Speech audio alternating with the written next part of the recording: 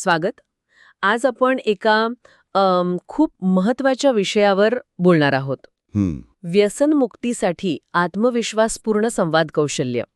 आपल्याकडे जी माहिती आहे त्यानुसार हा संवाद म्हणजे कम्युनिकेशन व्यसनमुक्तीच्या प्रक्रियेचा एक आधारस्तंभ आहे. अगदी बरोबर. तर आज या पहिल्या भागात आपण हेच समजून घेऊया की हा आत्मविश्वासपूर्ण संवाद म्हणजे नेमकं काय आणि व्यसनमुक्तीच्या प्रवासात त्याचं इतकं महत्त्व का आहे. हो, हा खरंच खूप महत्वाचा मुद्दा आहे. कारण संवाद कसा साधतो आपण, विशेषतः आत्मविश्वासपूर्ण संवाद, ते व्यसनमुक्तीच्या मार्गावर मोठं बळ देऊ शकतं. बरोबर. अनेकदा काय होतं, याकडे दुर्लक्ष होतं, पण त्याचे परिणाम खूप खोलवरचे असतात. खरंय. तर मग सुरुवात करूया. ही जी संकल्पना आहे आत्मविश्वासपूर्ण संवाद म्हणजे काय नक्की? आपण ऐकतोय शब्द, पण त्याचा नेमका अर्थ काय? हो, म्हणजे बघा, स्रोतानुसार आत्मविश्वासपूर्ण संवाद म्हणजे काय, तर स्वतःच्या गरजा, आपली मतं, भावना, आपल्या सीमा हे सगळं स्पष्टपणे, थेटपणे आणि महत्वाचं म्हणजे आदराने व्यक्त करण्याची क्षमता. आदराने म्हणजे इतरांचा पण विचार करून, अगदी यात इतरांच्या अधिकारांचा आणि भावनांचाही आदर राखला जातो. म्हणजे हा आक्रमक होण्यापेक्षा किंवा अगदच गप्प राहण्यापेक्षा, स्वतःला कमी लेखण्यापेक्षा वेगळा दृष्टिकोन आहे. एक प्रकारचं संतुलन म्हणायचं का? बरोबर. स्वतःसाठी उभं राहणं, पण दुसऱ्याला तुडवून नाही. आणि हेच संतुलन व्यसनमुक्तीमध्ये इतकं महत्वाचं का ठरतं? व्यसनाधीनतेसारख्या गुंतागुंतीच्या समस्येशी याचा थेट संबंध कसा जोडला जातो? याचा संबंध आहे मानसिक आरोग्याशी आणि सामाजिक परिस्थिती आपण कशी हाताळतो याच्याशी. अच्छा. आकडेवारी बघितली तर जागतिक स्तरावर अंदाजे 3.5% प्रौढ लोक कोणत्या ना कोणत्या व्यसनाच्या समस्येशी झगडत आहेत. 3.5%?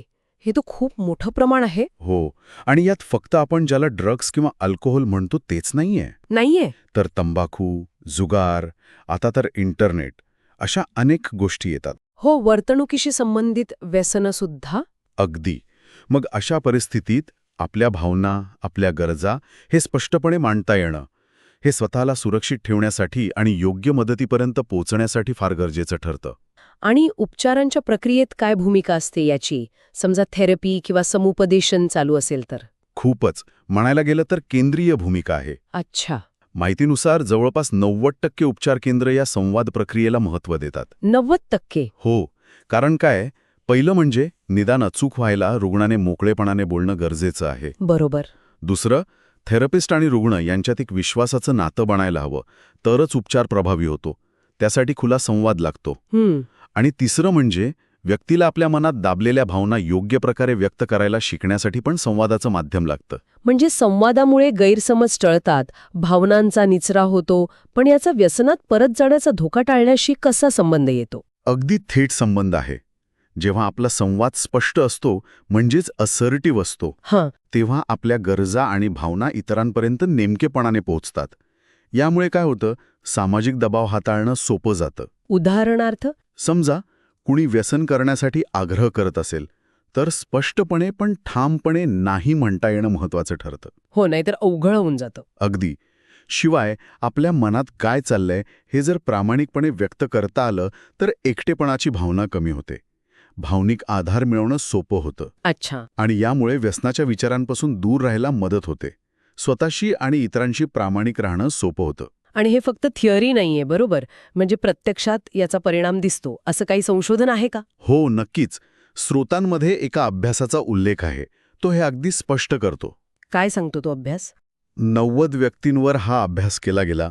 त्यात असं दिसलं की ज्यांना संवाद कौशल्याचं प्रशिक्षण मिळालं, त्यांच्यात व्यसनात परत जाण्याची शक्यता म्हणजे रिलॅप्स रेट 68% थेट 32% खाली आला. बापरे, म्हणजे निम्म्याहून जास्त कमी झाला धोका?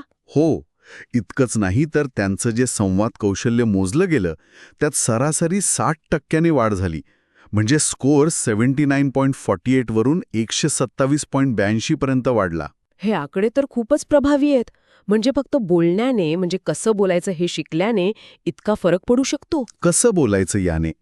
आत्मविश्वासपूर्ण संवादामुळे हे घडतं. याच अभ्यासात असं पण दिसलं की प्रशिक्षणानंतर 85% व्यक्ती 1 वर्षानंतरही व्यसनमुक्त राहिल्या. 1 वर्ष? हो, आणि त्यांचा आत्मविश्वास वाढला होता आणि नकारात्मक भावनांमध्ये पण म्हणजे राग, चिंता यात सुमारे 40% घट झाली होती. कमाल आहे. तर हे आकडे काय सांगतात की संवाद कौशल्याचे प्रत्यक्ष आणि मोजता येण्याजोगे परिणाम आहेत. तर मग या आपल्या पहिल्या भागाच्या चर्चेतून आपण मुख्य काय मुद्दा घेऊ शकतो? मुख्य मुद्दा हाच की आत्मविश्वासपूर्ण संवाद ही केवळ एक चांगली गोष्ट किंवा नुसती संकल्पना नाहीये, नाहीये. तर व्यसनमुक्तीसाठी आवश्यक असलेलं एक व्यावहारिक आणि शक्तिशाली साधन आहे. एक स्किल आहे हां, एक कौशल्य. जे आत्मसन्मान वाढवतं आणि व्यसन नियंत्रणात थेट मदत करतं. आणि संशोधनातूनही याचे ठोस फायदे दिसतायत. म्हणजे हे असं कौशल्य आहे जे शिकण्यासारखं आहे आणि त्याचा परिणामही नक्की दिसतो. अगदी.